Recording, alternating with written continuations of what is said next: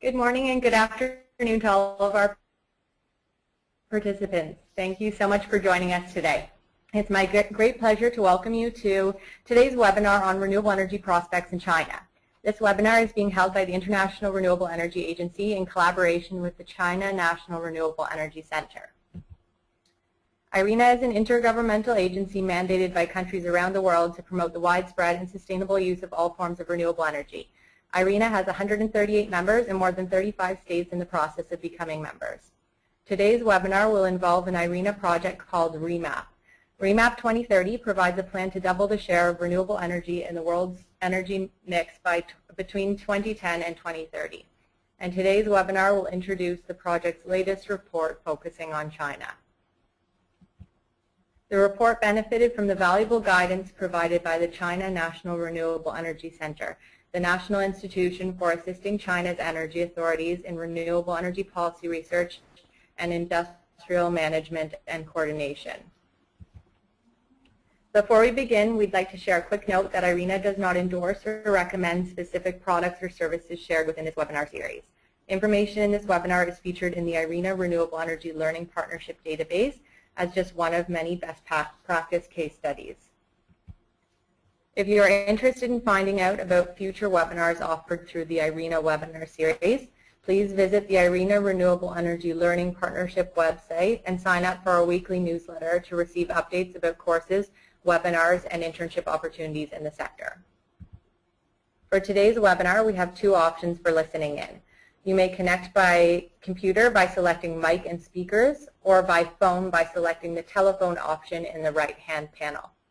If you should face any technical difficulties during the webinar, please contact GoToWebinar Help Desk at the number provided on your screen. I would like to encourage everyone to participate and ask questions by selecting the questions panel in the right-hand bar and entering your question with a note of who you would like the question directed to. We will be collecting questions throughout the webinar and will have a question and answer period following the presentations. If you would like to watch this webinar again or share it with a friend, we will have a full recording available on the IRELP website as well as on the IRENA YouTube channel. If we are not able to answer all of your questions during today's session and you wish to connect with our panelists, I encourage you to visit the IRENA community and join the Renewable Energy Prospects discussion under featured topics. So without further ado, I would like to introduce our panelists for today's session. Our first speaker will be Shuxian Si, who is an assistant professor at the Center for Renewable Energy Development at the Energy Research Institute. Second, we will hear from Kar Sandholt, who is a chief expert at the China National Renewable Energy Center and program coordinator for the multilateral program on boosting renewable energy as part of China's energy system revolution. We are also joined by my colleague Yang Chen, who works for IRENA as the regional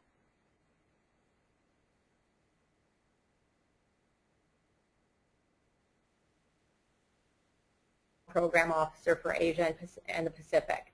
He is responsible for the program coordination and the implementation in the region. Lastly, we will hear from Dager Saigan, who is the program officer for renewable energy roadmaps at IRENA. I hope you all enjoy the webinar, and with that, I would like to hand the floor to our first speaker, Shuxian. Thank you very much. I hope you enjoy the webinar.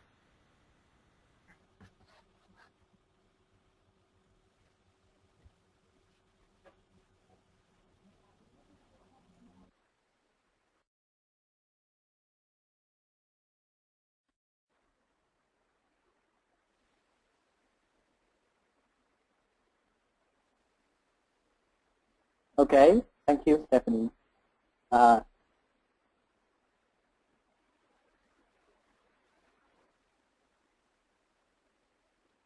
Hello, everyone. Good afternoon and good morning. I'm Shuxian Si. I'm now an assistant professor from China National Renewable Energy Center. Today, I'm the first speaker to just give a brief background of China's renewable energy development, and I think later on my colleague Mr. Cole and the speaker will introduce more about our scenario studies. First of all, okay, so let me introduce the renewable energy development data and maybe some challenges in China now.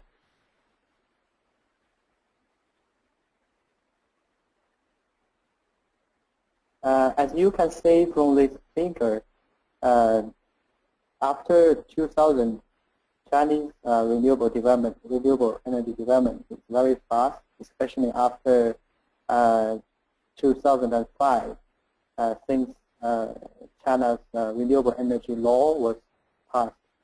And after 2009, China launched the feed-in tariff policy for wind power. So wind power development very fast too, from 2009. But you can see in China, the hydropower dominates most of the renewable energy in China. And this data is only at the end of 2013. But just now, these days, we received the most updated data for China's renewable development. I want to share with you by the end of last year, 2014. By the end of 2014, the non-fossil fuel accounts around 11.1% of China's total primary energy consumption. And we have the target by the end of this year, 2015, to be 11.4, and we have the target of 15% by the end of 2020. So according to the development data now, I think we can achieve the Chinese government renewable energy target for the 13 5-year plan. And by the end of last year, the coal consumption was decreased to be 64.2% of the total energy consumption. And by different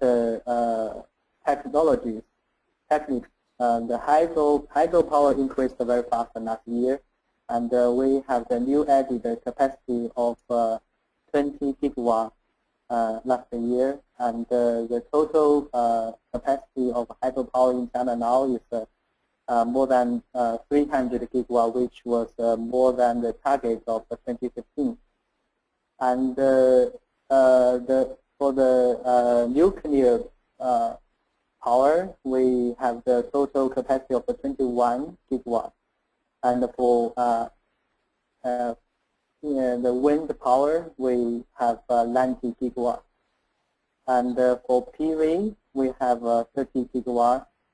And the biomass and waste power, we have 9.2 gigawatts at the end of last year.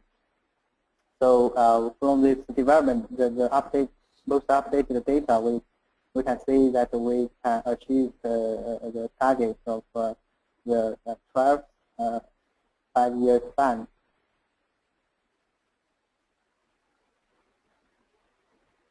And this is the comparison between China and other important countries in the world.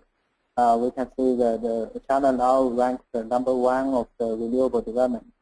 But as you can see, most of them are hydropower.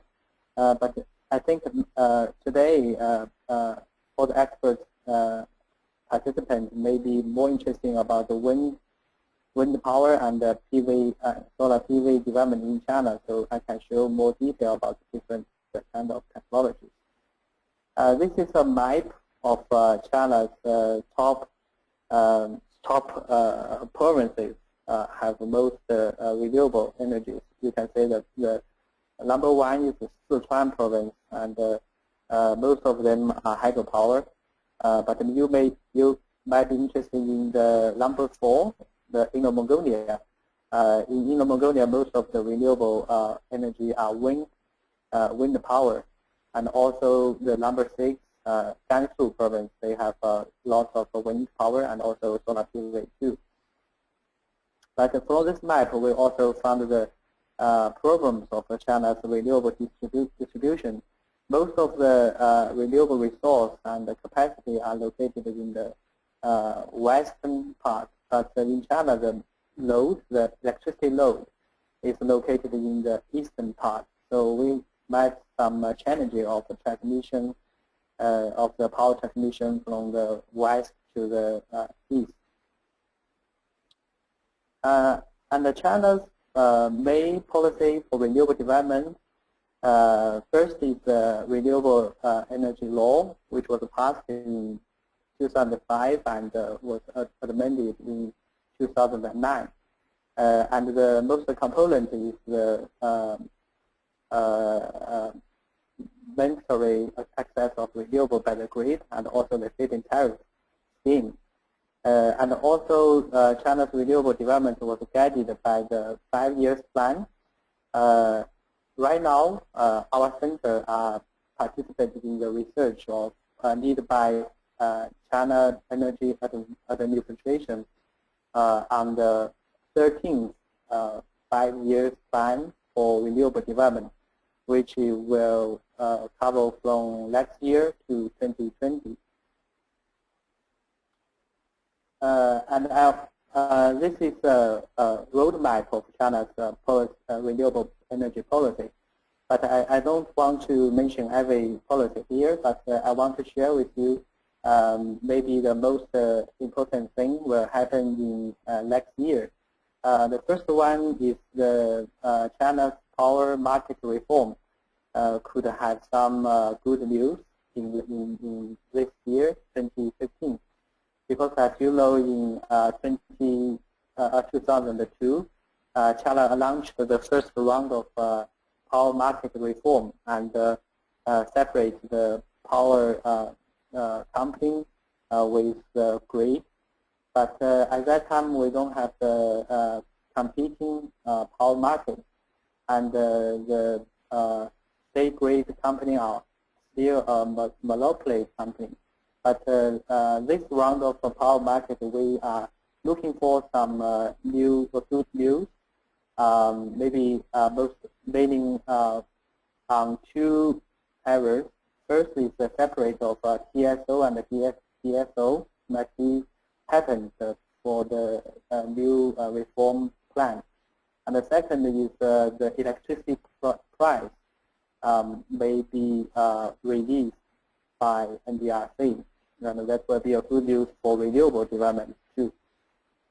And also, as I mentioned, we are doing the research for the 13th 5-year plan. And we studied on the renewable energy with some very important energy development strategy, which was announced by Chinese government. First is the 15% of renewable of low fossil fuel share target by the end of 2020. And the second one is the Chinese government announced that around 2030 we might meet the carbon emission peak. So we also studied the renewable development according to this peak strategy. And also China's government just announced the policy of control of coal consumption. So, but we do not control the consumption of renewable. So this is also a good opportunity for renewable development in the coming 5 years. And also in the next year, in the coming year, the long-term discussion policy, the RPS policy, might be released by Chinese government. As you know, we have studied the RPS policy for a long time, but last year the policy was coming to the progress of advice discussion, and the policy was submitted to the Chinese government, Chinese State Council. So this is a Chinese renewable policy roadmap, and this slide shows the feed-in tariff by different kinds of renewable technologies. I do not want to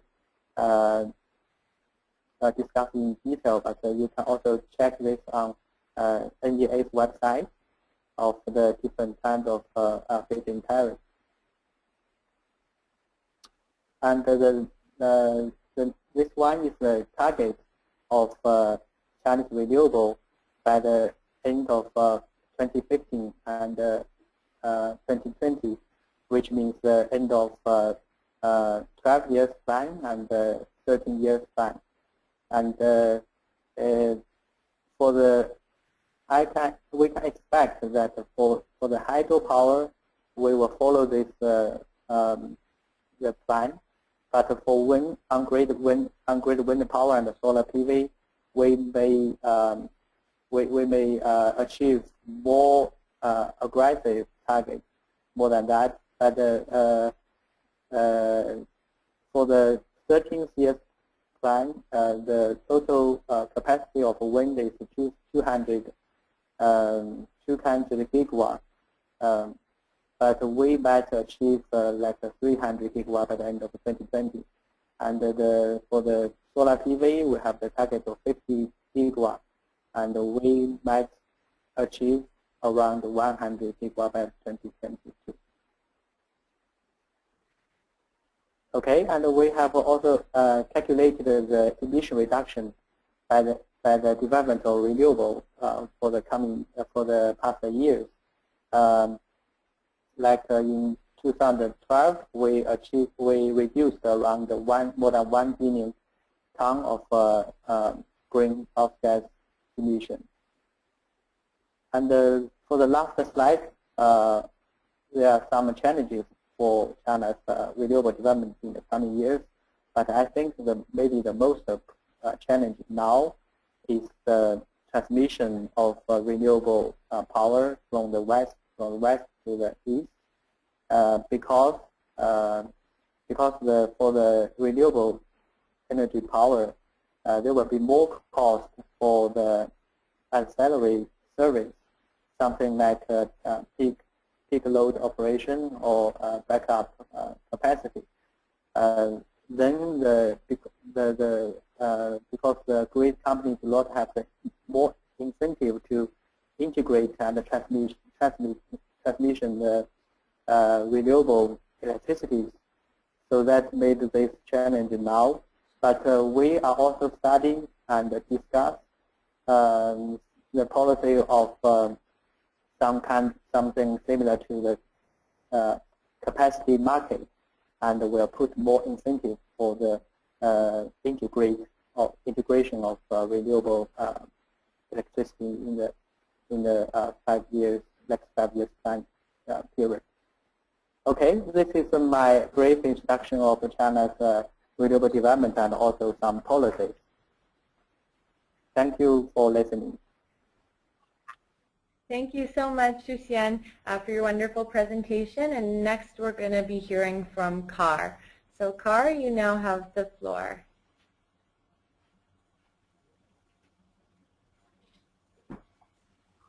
Thanks a lot, Stephanie, and hello everybody. I'm very happy to participate in this seminar on renewable energy in China. I work as the chief expert at the China Renewable Energy Center together with Xuxian and other good colleagues. And today I want to share very briefly some main results from our long-term scenario studies. The center has been the last couple of years working together with a number of institutions and funded by the Energy Foundation, made this 2050 high penetration renewable energy study and roadmap. And here you can see a number of Chinese and international partners in the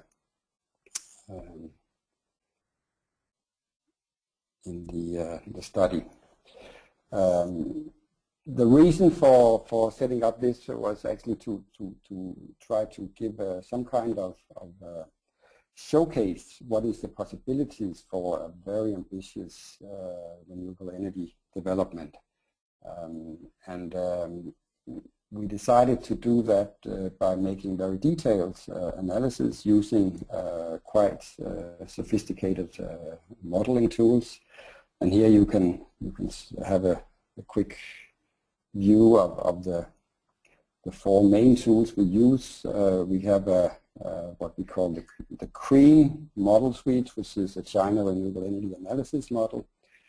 And we have a power system model, the CREAM-EDO model, where we actually make a bottom-up modeling of the Chinese power and district heating system. We model on a provincial level. We have hourly balancing because we really want to look into the challenges and opportunities for balancing the variable generation from wind and solar. And we also use this is an economic optimization model, so we are able to actually try to optimize the total cost for the energy system in this model. And then we have the CDE model, the CREAM CDE, where we look at the impact of developing renewable energy, look at the impact on the socioeconomic, look at the job creation, and look at the externalities. And also we use a demand model to determine the future demand for energy, and also make modeling of the transport sector and the shift from fossil fuel to electricity in the end use sector. And finally, we have a more technology-based model where we look at the levelized cost of energy for the different technologies as input for the other models. So this is a quite detailed analysis which we think is necessary in order to answer the right questions about integration of renewable energy in China. I would also mention that this model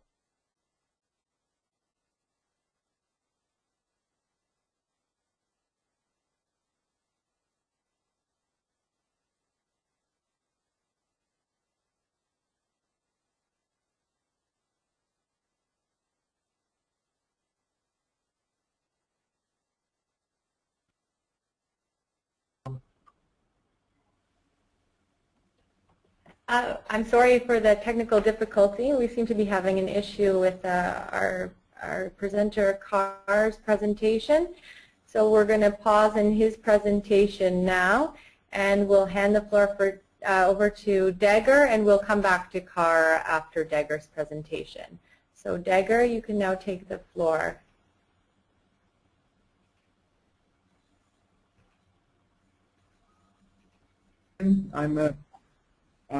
Thank you very much, Stephanie. I'm Deya Saygın, and I'm program officer working at IRENA in REmap project, and now I will be presenting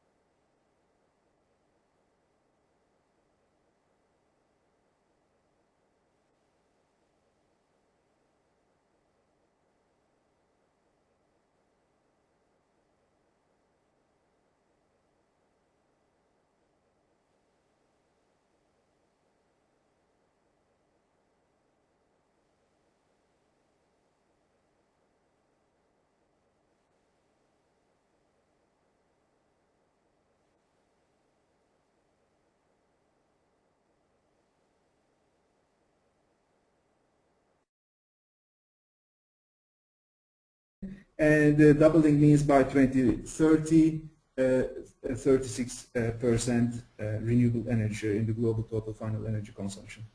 This started with the UN General Assembly, which called for a significant growth of the renewable energy share, and the UN Secretary General has called for a doubling of its share by 2030 as part of the Sustainable Energy for All initiative.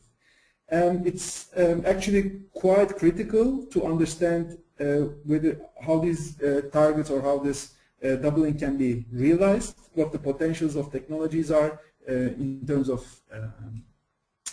of sectors, in terms of technologies, by countries, and what the costs and benefits related to this doubling. And IRENA, with its member countries, has started the REmap 2030 program. And in this project, REmap 2030 project, the idea is to explore country by country, sector by sector, how to double the global renewable energy share by 2030. We published the global insights in a very detailed report in June of last year, so in June 2014. And actually on our web page, a summary of these global results are also available in Chinese language. We explored in this report the renewable energy technology options. It's a technology option analysis instead of a scenario analysis. We looked at the potentials of different technologies and their costs and benefits. We did not only look at the power sector, we looked at also the district heating and end-use sectors of industry, transport, and buildings. And the analysis which we released last year was based on the detailed bottom-up analysis of 26 countries, which covered 3/4 of the global energy demand. So we had a representative coverage of the global energy use. And this last year and this year, we are working with new countries, a total of 12. The analyses are ongoing. And let me maybe tell you also one important finding. Actually, one of the key findings from this analysis was that our study shows that this doubling is technically and economically feasible. And our countries have actually asked us for more detailed advice regarding how these technology options can be translated into actionable items. So we started with working together with our countries to prepare country-specific roadmaps. And the one for China was released on the 24th of November 2014 last year in Beijing. Actually this week, early this week, the USA country report was also released, which you can find. And there are new reports we are working on for India and Mexico and for several other countries. The rest of this presentation focuses on China, and as I mentioned to you earlier, it has been prepared in close cooperation with our colleagues from the CNREC.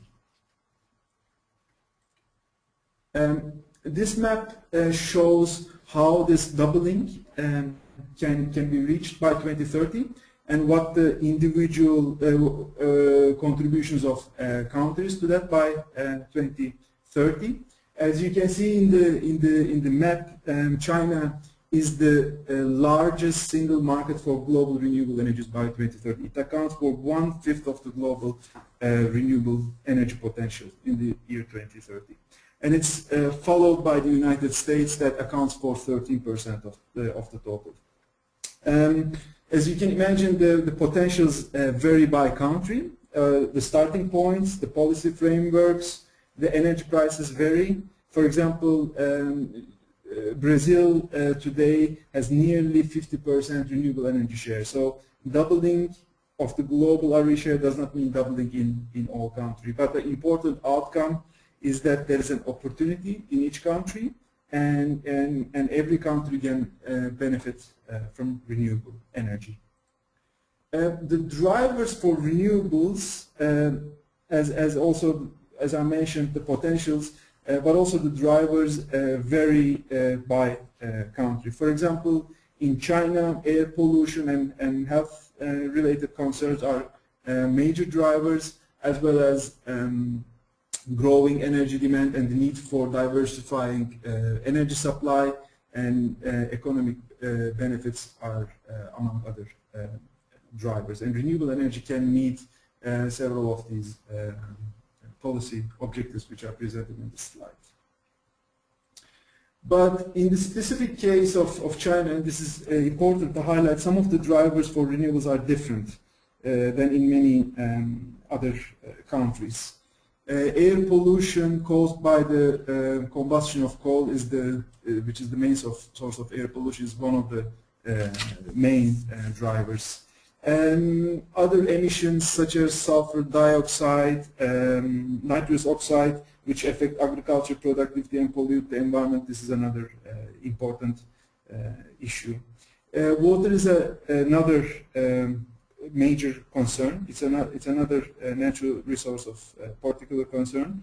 And this is especially in the case of China. Thermal power plants require large amounts of cooling water. And the total amount of water, freshwater withdrawals is expected to reach from 15% related to coal mining and coal power generation to 27% by 2020. And climate change is another driver. China is the largest emitter of energy-related CO2 emissions worldwide, which accounted for about a quarter of the total global emissions in 2012.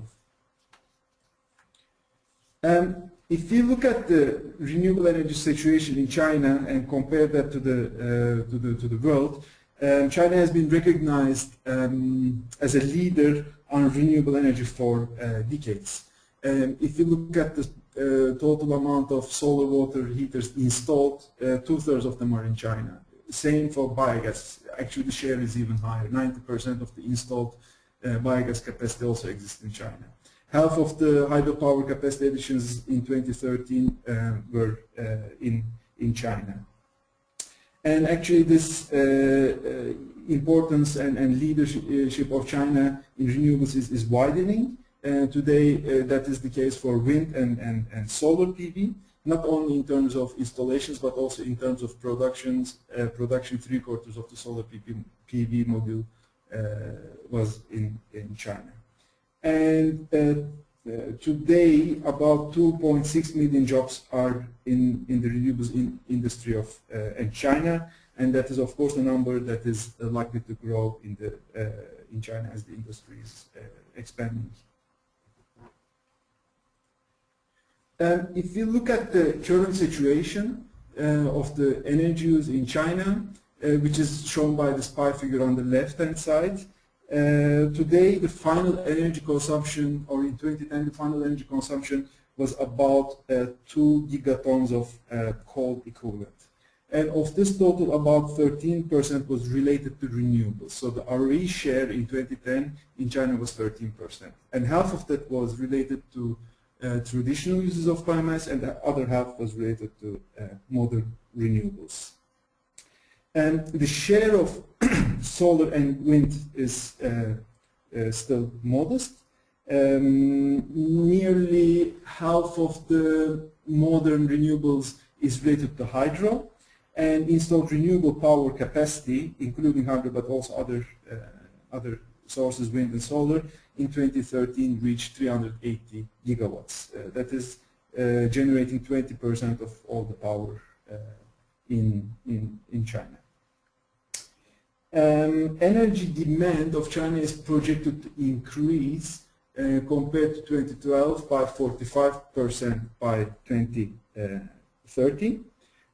Today, more than half of China's total final energy consumption is related to manufacturing industry, and this structure will change slightly. The share of industry will decline, and the share of buildings and transportation in total final energy consumption of China will increase. And this actually creates opportunities, substantial opportunities for renewables in China, this change. Now let's have a look at the renewable energy development. These two pie figures shows how the renewable energy use would change between 2010 and 2030. On the left side you see the current situation. More than half of the total RE use is related to biomass. As I mentioned earlier, nearly about half of that is traditional uses of biomass. In 2010, there was about 250 megatons of coal equivalent of renewable energy use. And if you look at the right-hand side, this share is changing. First of all, there's a potential to triple the total renewable energy use from 255 megatons of coal equivalent to about 770 megatons of coal equivalent. And this implies, in terms of modern renewable energy share, an increase of 4 times in the period of 2010 and 2030, where the RE share by 2030 reaches 26%. The composition of the renewable energy sources also change. And compared to the 2010 case where it was a lot of biomass, in 2030 the share of biomass decreases to 1/3 of the total RE use, where wind, solar, both in terms of PV but also in terms of thermal applications, gain a much larger market share in 2030. And hydro power still continues to be an important source of renewables in 2030. This figure shows the need to scale up of all the renewable energy sources between 2010 and 2030. The factor growth of each source is indicated with the arrows. Well, I think if you look at the numbers, the largest need for growth are related to the solar, PV, and thermal by 8 times between 2010 and 2030, and more than 30 times for wind in the same period. Let's now have a look at the power generation sector, where most change is expected. The black dots show the installed capacity in 2013.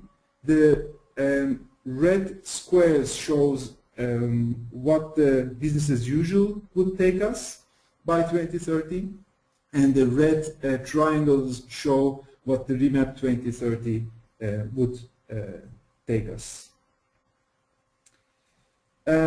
If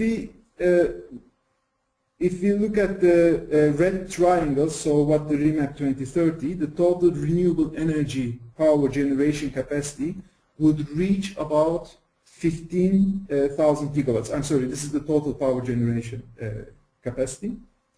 And there is a big difference between the policies in place, so that's the reference case, and where we estimated the potential for, especially for wind and solar PV. The gap for wind is about 200 gigawatts, so the difference between the triangles and the squares, and for solar PV it's about 150 gigawatts. Actually, one could even argue that the projection for solar PV is on the conservative side, given the rapid developments in the sector we see today. With these developments, the total share of renewables in power generation would nearly double from 20% to 39%. And average share of variable solar PV and wind in Chinese power generation would rise to 17%. Actually, certain countries have already reached these higher shares today. This may present certain challenges in realizing these potentials. I think some of these challenges and policy needs will be discussed in the next presentation by my colleague Young. But it's also important to highlight here that significant investments in grid expansion will be needed in the case of China if these potentials are to be realized. Now let's take a look at the end-use sectors. We see that there is a large untapped potential, in particular for solar water heaters and for modern forms of biomass. Actually, of the total renewable energy we saw in the previous pie chart, that heating applications account for about half of the total renewable energy potential. And bioenergy would represent 1/3 of this. Important share is located in heating needs, followed by power generation and the transport sector. in terms of liquid biofuels. And biomass in total would be about 10% of the total primary energy supply in 2030. The next slide shows the costs of these technologies. Each dot on this orange curve represents a technology.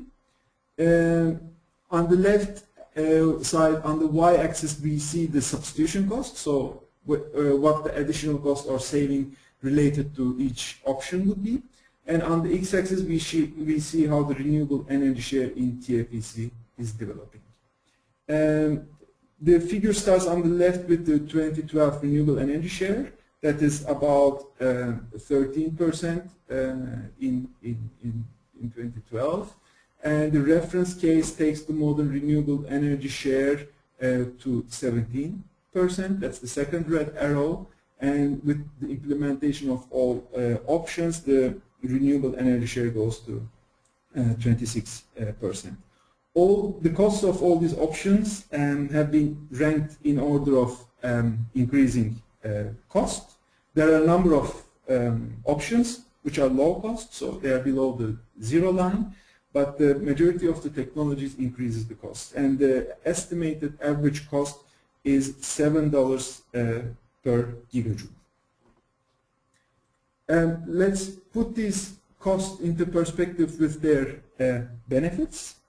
The total cost of all these options, what we've seen in the previous figure, if we multiply that with their total deployment, we estimate the total system cost, or the total cost of all options, that is estimated as $55 to $60 billion per year in 2030.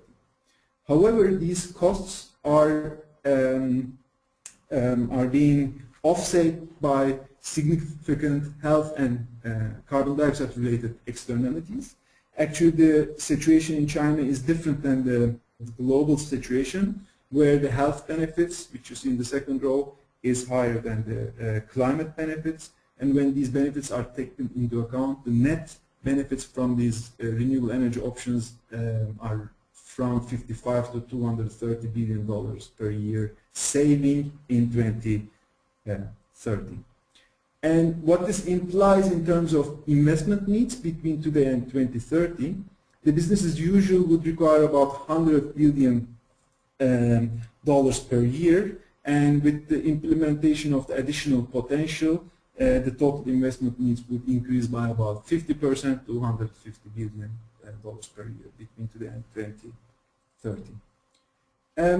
I just mentioned in the previous slide the carbon dioxide related benefits, and these emission reductions originate from the savings in fossil fuels of coal, oil, and natural gas, and the largest saving estimated from the options is for coal of 18% reduction by 2030 compared to the business as usual. And how these translate to gigatons of CO2 emissions. If we look at the current situation in 2012, there were about 8.3 gigatons of emissions in China, which as I mentioned, represents about a quarter of the total global emissions. And this would grow with the business as usual to about 10 gigatons. And renewable energy technologies we identified in this REmap study can contribute to as high as 17% reductions in the emissions, in CO2 emissions in 2030. So indeed, renewables have an important potential and a contribution to the reductions, but definitely more efforts will be required to improve energy efficiency for larger emission reductions in China. With this slide, I would like to conclude presenting you the findings from China REmap 2030 study. The study is available on our webpage with also executive summary in both English and Chinese, which you can find also among other material from the REmap project. Thank you very much.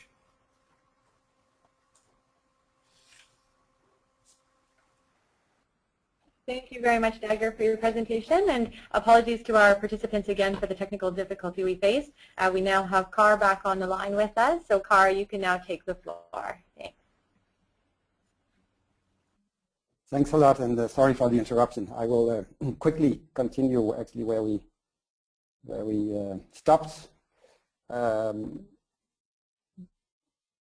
Just to recapitalize, the main idea by this study is to show the potential for renewable energy in China, but also to highlight that actually the development of renewable energy and high share renewable is necessary in order for China to pursue its other goals and ambitions on the economic growth, because it's very clear that the current development path with a high use of fossil fuel, and especially coal, is not sustainable. It's not comparable with the Chinese dream about a good environment, and this is one of the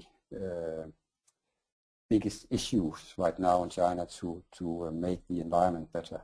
So the combination of the need for economic growth and also a need for a good environment actually requires reduction of fossil fuels and thereby a high share of renewable energy as a presumption for the economic growth. We put up a scenario for high share renewable energy, and the main issues, topics here is that we expect a very high degree of electrification of the end-use sectors. More than 60% of the energy consumption in 2050 should be, according to this scenario, covered by electricity. And the reason for this is because that renewable energy is much easier to put into electricity than in other sectors. So in the electricity sector in 2050, in our scenario, we have a non-fossil fuel share of electricity more than 91%. And if you look at the development curve, the black one is the coal, you can see that actually the peak is before 2030, and then a rapid decrease in the coal consumption, a rapid decrease in fossil fuels like natural gas as well. And the dominant generators will be wind power and solar power. It's also clear that in order to reach these ambitious, it's necessary to have a very ambitious focus on energy efficiency and energy savings. So a very dramatic decoupling between the economic growth and the growth in the energy consumption. If we look at the 2050 non-fossil fuel production, it's much higher than data showed for 2030. That's clear, but that's because we will have a very intensive total non-fossil fuel production is electricity. You have a small share of biofuel, and then a heating share mainly covered by solar and geothermal heating. And for electricity, wind power and solar power are the dominant. Hydropower is very big now, as Susan showed you, but the potential for expanding hydropower is limited, so that's the reason why wind power and solar power gradually takes over. If we look at the whole energy sector, energy supply, the development, you can see again that you have actually a peak in our scenario for coal in 2020, 2025, and then you have a reduction. You still have oil consumption for non-electricity sectors, but again, wind solar power, biomass power take over more and more by the end of the period. It has dramatic consequences for the environment on the positive side. The level of emission of CO2 and NOx and heavy metals is, and dust is reduced significantly, and it's even lower than the level in 1980 for China. And also, of course, the CO2 emission will be dramatically reduced from the power sector, it's very clear, but also in general from the energy sector as a whole. And per capita, this was much lower than you see from the world average even in 1990. These results are made under the assumption of a quite ambitious economic growth, more than 7 times the 2010 level in 2050. So this is not based on assumptions on a very low economic growth. On the contrary, we think that this renewable energy development is a precondition for having such a high growth rates for the economy as a whole. If we look at some of the benefits of the feasibility for this ambitious renewable energy strategy, we can see that the focus on renewable energy creates a lot of jobs in China. It has actually, the bottom line for the socio-economic is positive. It has no additional cost to have this significant share of renewable energy if you include all the factors in the socioeconomic calculations. It's also clear that the current coal-fired power plants established after 2000, we have quite a few in China, they will not be scrapped. They will actually be used as peak load plants. We think that's feasible, even though today it's difficult to have the flexibility for the coal-fired power plants. In the future, it will be possible to use these existing investments in balancing the electricity production with the consumption. We also expect a very high growth in electric vehicles. We expect to use demand response, storage technologies, and smart and intelligent networks is necessary in order to integrate these very large amount of variable generation in the energy system. We have made, as I mentioned in the start, we have made these hourly calculations which shows that it is technically feasible and also economic viable for the system as a whole to have this balancing. It's also clear that it has consequences for the power producer, which might have a huge challenge for the utility. If we look at some ideas for REmap for this penetration, that requires technical and technical development to achieve, but the main message here is, as a startup, the existing grid, the potential for the existing transmission grid allows for a further expansion of renewable energy in China. But on the long term, it's necessary to have more investments and also to have this change from fossil fuel to electricity in the end sectors. As we have great hope in electric vehicles in order to reduce consumption in the transport sector, and we think the long-term will be the networks where it's possible to integrate electric vehicles, demand-side response, and variable generation to have energy internet. On the institutional settings, it's clearly that there are institutional barriers for the development, for the deployment of variable generation from wind and solar. And one of the best ways to ensure this is actually to develop the electricity markets, to develop the dynamic pricing of power production.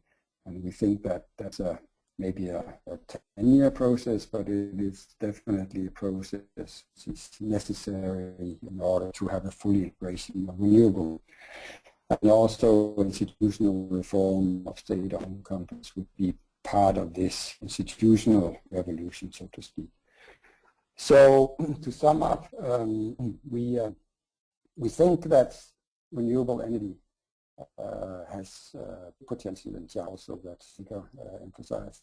On the long run, that it's possible to have renewable will be the back of the Chinese energy system future. Thank you very much sorry again for the interruption.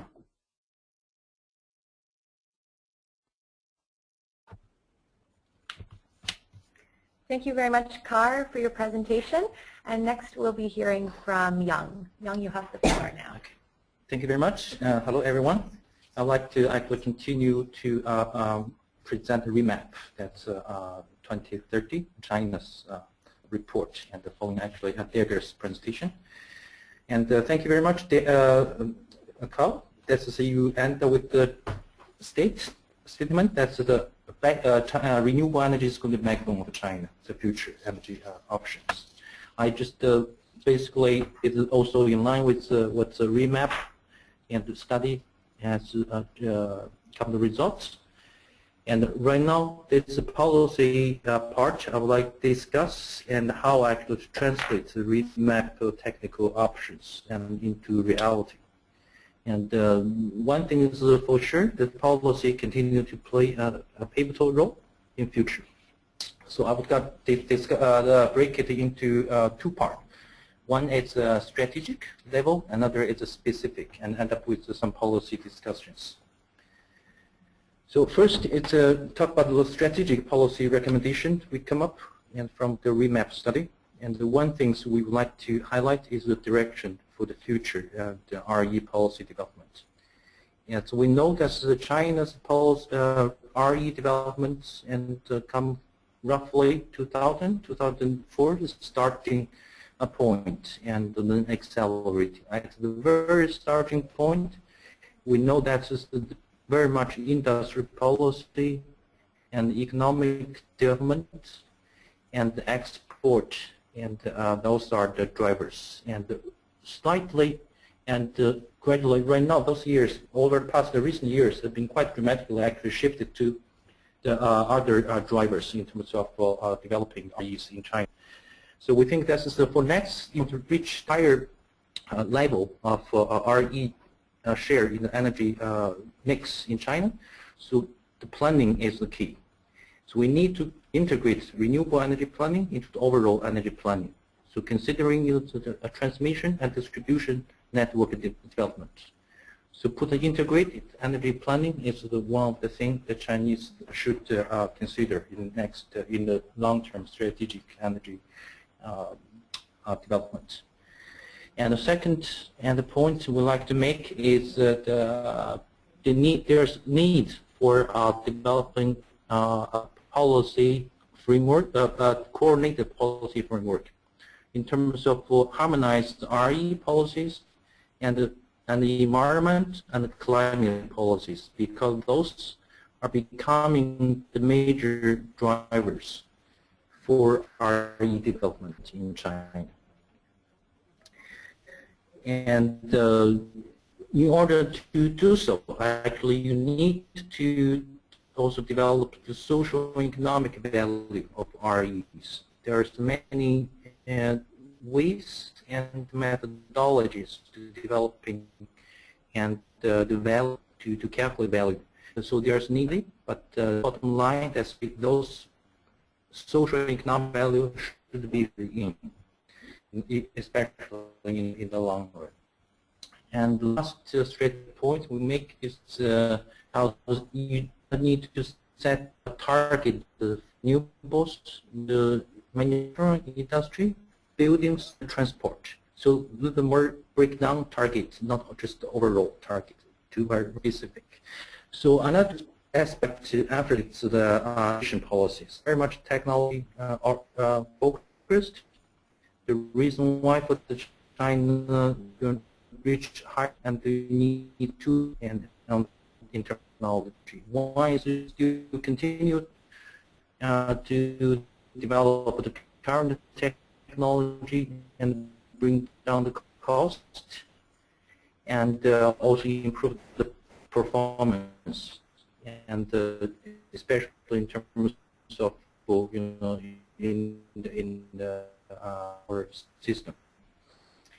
And second, you need to develop next gen RE technology, and only the technology, also how actually technology friendly, be actually with a great problem or technologies can do that, such as the storage. And 2 slides about space recommendations. As we know, it's a policy to RE developed and in China and elsewhere. But our feed-in tariff cannot be the standard forever. So because it's a sort of tool to transit from the current situation into the situation into where renewables and can compete with conventionals in the marketplace.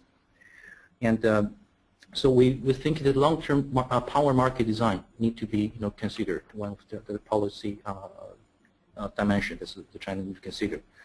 And developing the capacity and ancillary service markets. Actually, this is the key things, and because you can open up another market segment for ancillary service that can help with the RE's integration and integrate, and the capacity can ensure this is the energy security. So this increased system of flexibility as well as actually maintain the energy security.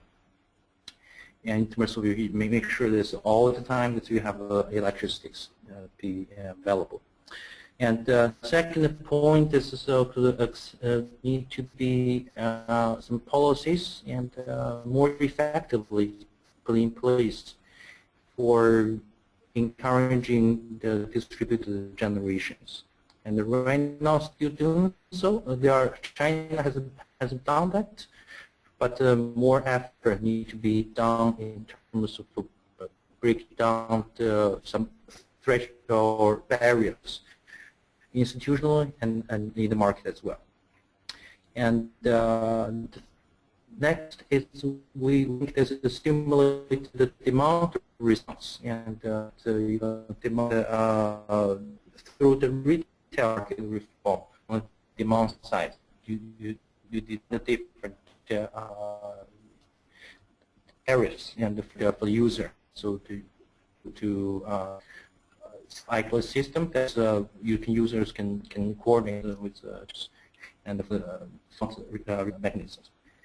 And last, okay, this is a cross provinces retreat. Is quite and that needs and should be increased. And you want to design actually a treat to treat electric treat mechanisms, and that's also this institutional barrier should be breakdown.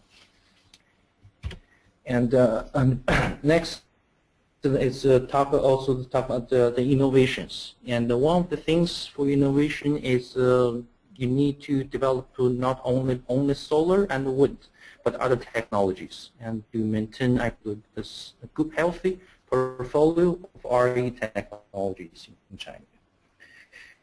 And we from REmap this will identify biomass by 2030 can contribute one quarter, 25% of the RE energy use. So we think this is a bio-based energy option and should be further developed.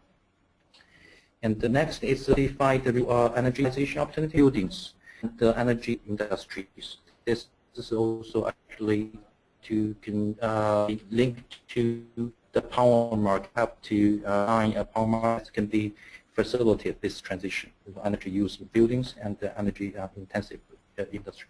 Currently, they're started using and for self-use, generate self-use, but more can be done. Last is a transport shift to electric vehicles, and China is quite over past year, and quite a lot of policies have been issued and to support on that. But that need to be also taken into the consideration in the context that's the electric vehicle and how that can interact with our system, especially increase the flexibility. So those are the policy recommendations from the discussion from REmap and also discussion. But there's last is going to just show like policy discussions, more of controversial, some are still under discussions. So first is the enabling in the transitional market. This is for the power markets, and we, by law, and the renewable electricity should be dispatched with the priority. But in reality, it's not pretty much, it's not really that's the case, and it depends on the regions. But the thing is whether or not it should be, and the fully dispatched is still debatable. So we just put it there and for future discussion. And the second is RPS and RE, the credit trading market. This is a virtual market and associated with credit from RE. And these are under development as Qixuan mentioned, RPS or progress.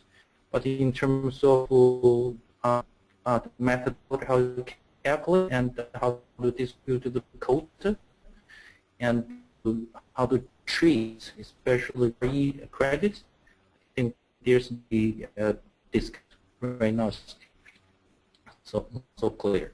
The power infrastructures and the capacity, especially high voltage transmission in China, and so how actually act on China development, for development energy is coming and has been overlooked over years. So that need to bring to the table for more discussion in terms of generate the policies. One of the things is that the innovative, what's the innovative business model we can create for the RE heating.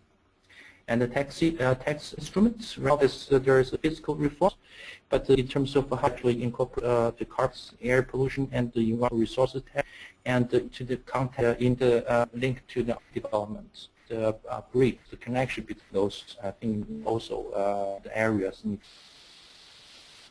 I think I stop here, and thank you very much for your attention.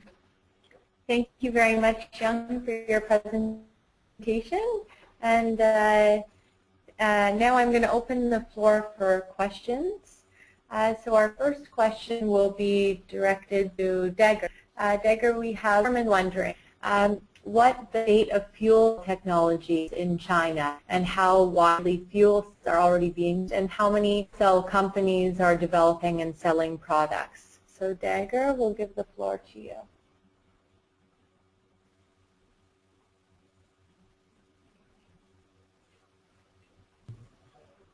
Thank you, Stephanie, for the question. Actually, we did not, among these options which we considered for China REmap study, fuel cells. It's of course, as described in the presentation from Young,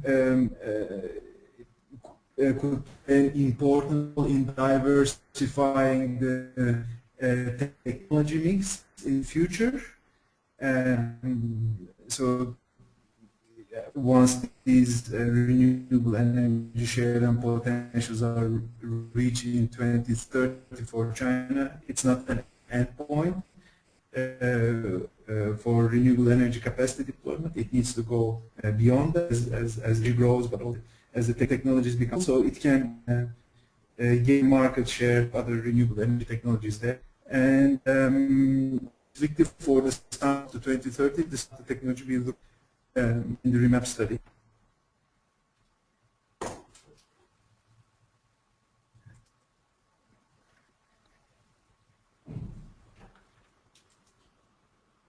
Thank you very much, Degger, and I'll hand the floor to Young.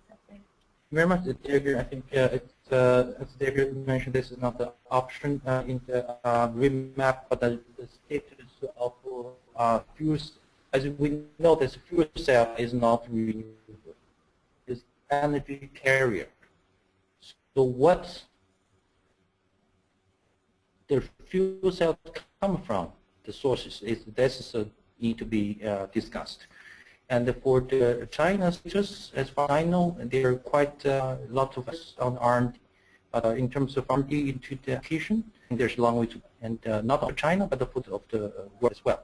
The reason why for that is if you have to scale up in 3 scales, there are a lot of economic and technical barriers need to be overcome. So I think this is one of those options. Even though at least energy options, and China need to still keep on the table, and but definitely, I mean, this is this global issue in terms of how to advance the development of fuel cells. Thank you very much, Young. Our next question is coming from Andabet, and he's wondering. This is a question for Xu Xian. How you balance the impacts of hydro dams in China. So he's wondering about the environmental impacts versus the benefits of having hydro integrated into the energy system in China. Xu Xian, you now have the floor. Okay, yes, thank you very much for this question. And this is also maybe the reason for why China's hydropower from last year or the year before last year, the development speed is comparable slow than the plan. That is mainly because of the environmental issues and also the immigration issue. And right now, Chinese government are more and more strict to approve new hydropower projects. And that is why the development speed is slowed down. But why we have the confidence that we, during the 13 5-year plan, we can achieve the target of hydro is now the government has more flexibility to change the plan to choose the hydro project which will have less environmental impact project location to replace the old plan, which some projects may have poor impact on the environment. So that is what I heard the method to deal with this problem in the coming years. Thank you. Thank you, Xu Xian. And actually, the next question is also for you. This question's coming from Alejandro, and he's wondering if there has been any reform in fiscal policy in China that has directly benefited or promoted renewable energy. Yes. Right now we have like three parts of physical reform. I think the first one is the natural resource tax reform. This one have already been implemented by last year. That is to replace the old phase, different kind of phase. We have many phase, local provincial level phase, and central government phase for the coal mining and coal products. But for this reform, the natural resource reform, tax reform is mainly to replace all kinds of phase to be taxed. But as we calculated for this reform, there will be not significant change of tax level for the coal mining and the coal products. This is the first arrow. The second one is the environment tax.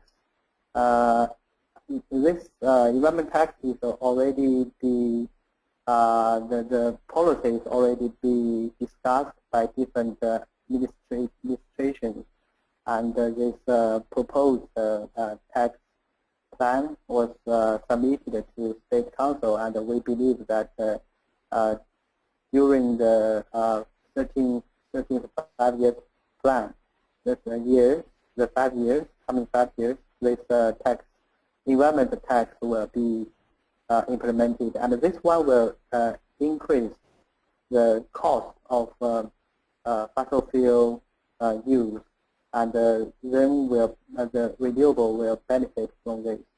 And the third one is the carbon tax. Carbon tax policy has been discussed for a long time in China, but right now the Chinese government haven't decided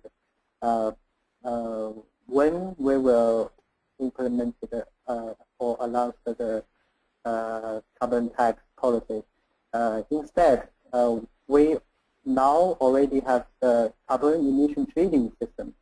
For these two policies are different and maybe have some conflict, but right now, as discussed, the carbon tax will, the carbon trading scheme will be implemented during among the big emitters like coal-fired power plants and other big industry sectors. But the carbon tax could be implemented for the smaller industries. So we didn't know the schedule of the carbon tax, but we have also calculated the impact of carbon tax if we started from a lower carbon tax level, which means like 50 yen per ton of CO2 emission, may have a smaller impact of the competition between coal-fired power and renewable power. But if we increase the carbon tax to be 100 yen per ton of CO2 emission around 2020, there will be some significant impact of it, and this will help like wind and solar PV to compete with coal-fired power. We calculated that by 2020, wind power could compete at the power sphere, power market, and the solar PV will compete with coal power at the end use sector. Yes, thank you. Thank you very much, Hushen. And because we're running short on time, we'll just take one more question from the audience. And this question will go to Dagger. The question comes from Janardhan, and they're wondering the reasons behind the decrease in the share of biomass by 2030. So Dagger, if you can answer this question. Actually, the total absolute volume of biomass is increasing between 2010 and 2030. There's a slight increase in total use. But you need to look at this in two ways.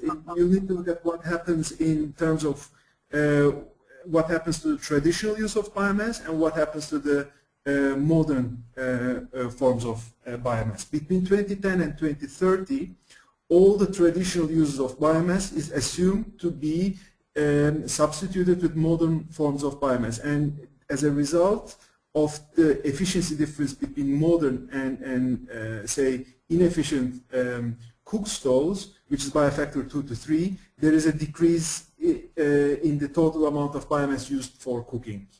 And if you look at the modern forms, which is use of biomass for power generation, in industry for process heating, also for water, space heating, but also cooking in buildings, that there's a big increase on that. So when you look at both developments, the total volume increases slightly between 2010 and 2030. But the next thing is to put that development into perspective of what happens in the total renewable energy use in China.